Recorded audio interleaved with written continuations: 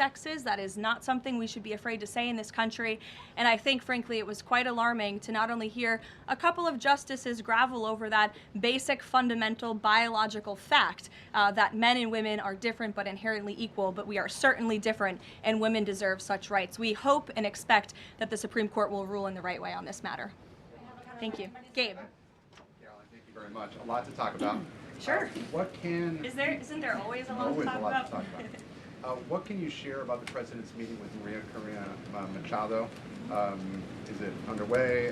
What can you share about that? And then also, the president said yesterday that Delcy Rodriguez was, quote, a terrific person. Does the president trust the remaining members of the Maduro regime? I will say, to your first question, the meeting was about to begin as I was stepping out of the Oval Office moments ago, so my understanding is that it's underway right now.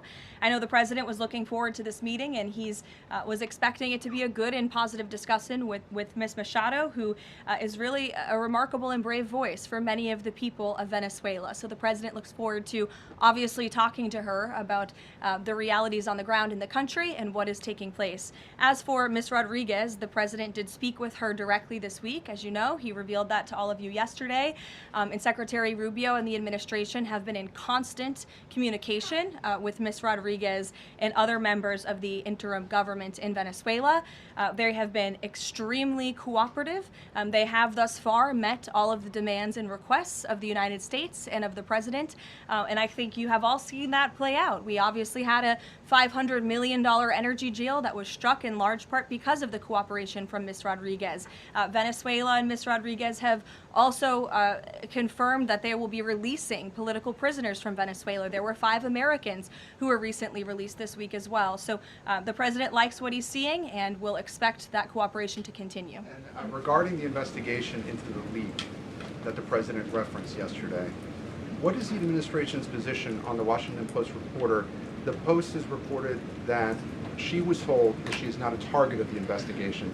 Does the administration believe she did anything wrong? And then also, what is the administration's position on the Pentagon Papers case from the 1970s that affirmed reporters' right to publish classified information under certain circumstances? Well, since this is an active investigation, I don't want to comment on it much more than what we did yesterday to obviously confirm the investigation, and I can confirm what the Attorney General stated and the President as well, which is that the individual, unfortunately a contractor at the Pentagon, chose to unlawfully leak classified and very serious information to this Washington Post reporter. Hence why the reporter's home was looked into by the FBI, rightfully so. And the administration is not going to tolerate leaks, especially from within the national security apparatus of the United States government, that put our nation's integrity and our national security at risk. Full stop. The president will not support that. I know the Secretary of War will not support that, and it will not stand. And legal action will be taken against anyone, whether it's a member of the press or whether it's an employee for a federal agency who breaks the law. If you break the law and if you endanger our men and women in uniform, you are going to be held accountable, period, full stop. But Jackie. Does this administration believe that this reporter or any reporter has a right to publish classified information under certain circumstances?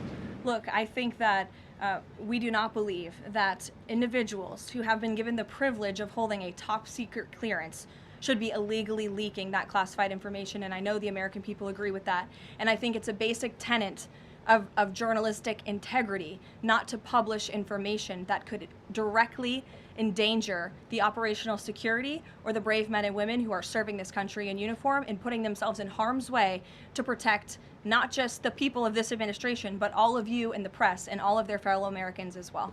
Jackie. Thank you, Caroline. I wanted to get the White House reaction to Iranian state TV broadcasting an implicit threat to the president's life. It was images of the assassination attempt in Butler, Pennsylvania, according to reports, with the message, "This time it will not go wrong."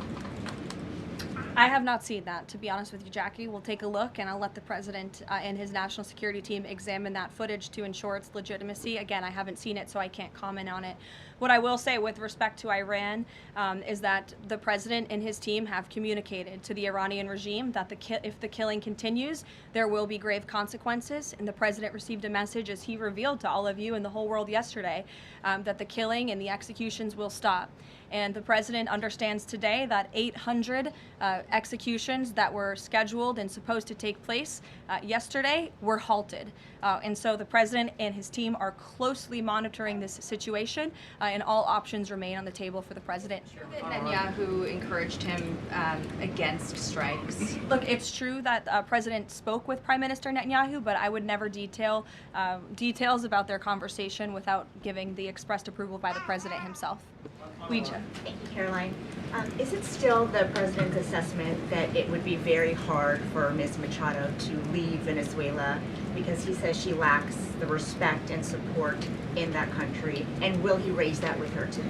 I think the president's assessment that you just pointed out was based on realities on the ground. It was a realistic assessment based on what the president was reading and hearing from his advisors and national security team.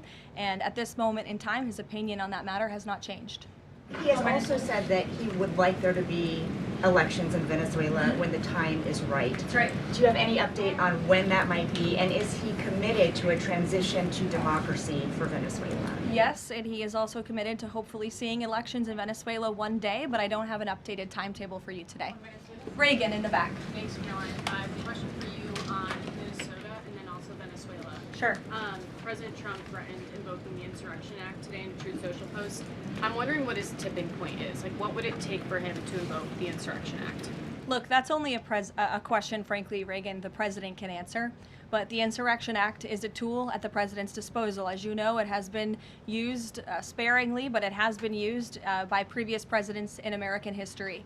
And I think the president's Truth Social post spoke very loud and clear to Democrats across this country, elected officials who are using their platforms to encourage violence against federal law enforcement officers, who are encouraging left-wing agitators to unlawfully obstruct legitimate law enforcement operations. And if you talk to any law enforcement officer, no matter what level they work at, they want to be working with their counterparts, whether that's at the federal level or the federal authorities wanting to work with their counterparts at the state and local level. And it's truly shameful that now for more than a year, you've had elected Democrat governors and mayors who have basically held their state and local law enforcement hostage and told them, you cannot cooperate with federal law enforcement. Why? They cooperated under the Biden administration. It's because these Democrats are deranged in their hatred for President Trump, and they are holding their state and local law enforcement hostage as a result. And these Democrat mayors and governors are doing this over what? Over the lawful and legitimate law enforcement operations to remove